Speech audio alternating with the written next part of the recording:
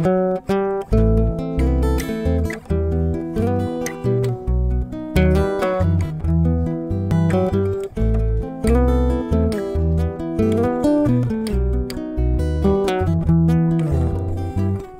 jour, tu t'en iras comme une voix qu'emporte le vent, comme une voix qu'emporte le vent, au-delà des mers. Il n'y a pas pire cauchemar pour un homme d'affaires que d'avoir affaire à un état voyou.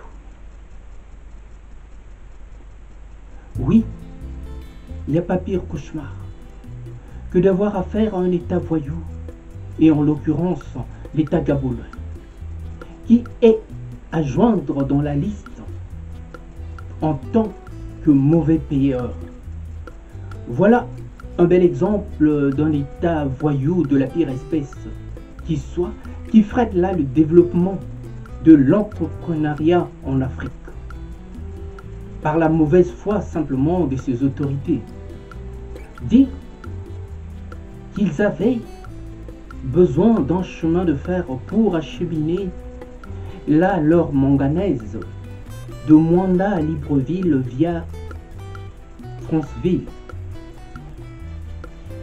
en direction de Libreville pour atterrir jusqu'au port de Vindo, et de là tous les Librevillois pouvaient voir cet acheminement de manganèse sur les tapis roulants qui finissaient leur périple dans les bateaux en partance pour l'Europe. Ce chemin de fer aussi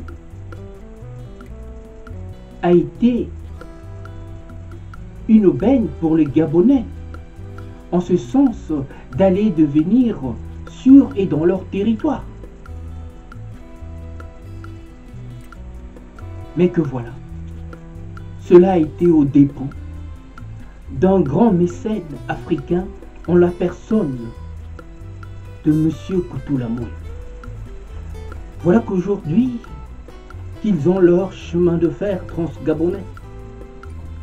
Voilà qu'ils ont oublié d'effacer la l'ardoise. Ils sont toujours, à ce jour, incapables de s'acquitter de leurs dettes envers nous. Et une dette de plus de 100 millions de dollars. Une dette de plus de 40 ans. Et si ça, ce n'est pas de la mauvaise foi, alors je ne sais plus quoi penser du reste. J'affirme que l'État gabonais est un État voyou. Parce que il n'y a que des voyous qui peuvent se comporter de la sorte. Voilà des gens qui reconnaissent la dette et prennent des engagements sur base de documents signés, mais ne le font pas et font tout pour nous avoir à l'usure. C'est vraiment mal nous connaître. Et je ne le laisserai pas dormir une seule seconde.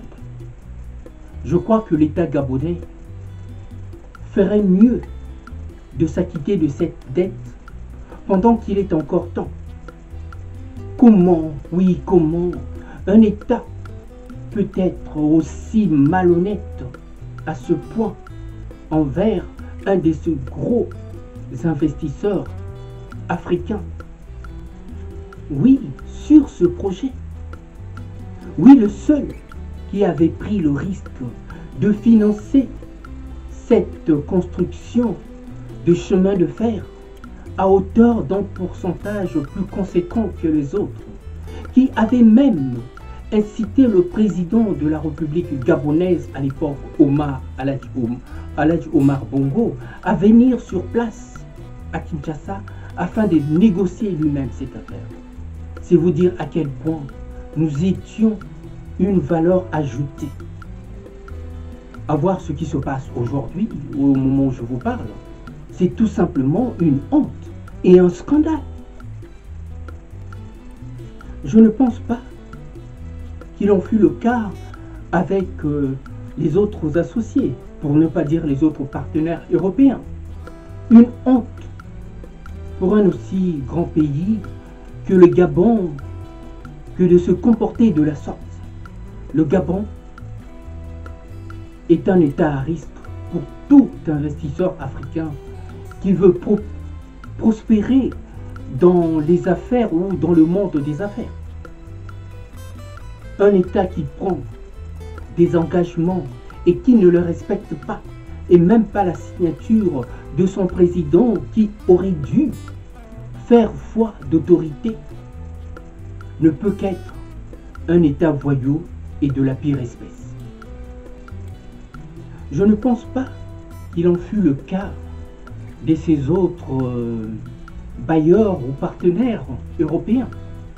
Une honte pour un aussi grand pays que le Gabon que de se comporter de la sorte.